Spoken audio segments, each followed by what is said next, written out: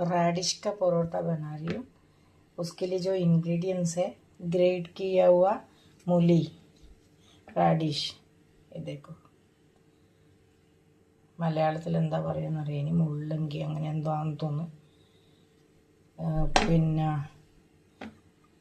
उसके लिए coriander leaves, थोड़ा सा कांदा, लहसुन, मिर्ची पाउडर और अदरक जिंजर का पेस्ट और गरम मसाला, हल्दी, नमक और राडिश ग्रेट किया हुआ.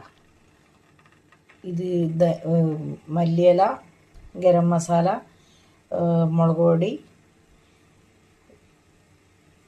ഇഞ്ചിയും വെളുത്തുള്ളിയും പേസ്റ്റ്, മഞ്ഞൾപ്പൊടി, പിന്നെ ഇത് ഗ്രേറ്റ് ചെയ്ത റാഡിഷ്.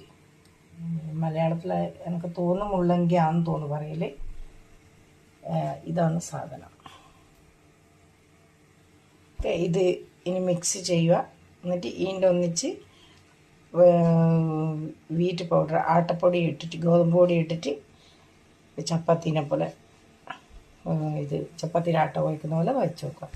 इसको अभी आटा इसका अंदर ही डालेगा मैंने, फिर मिक्स कर देगा और बेल के रखेगा. इसको स्टफिंग करके भी बना सकता है और ऐसे भी बना सकता है. मैं अभी सुबह सुबह टिफ़िन के लिए बना रही हूँ, तो फटाफट वो एक ही साथ मिक्स करके बना ली.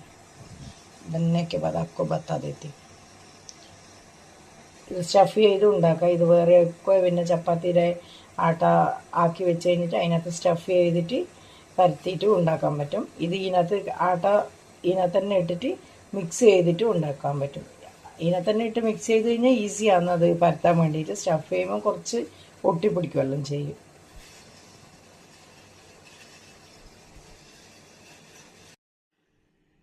आटा बन के तैयार कर दिया.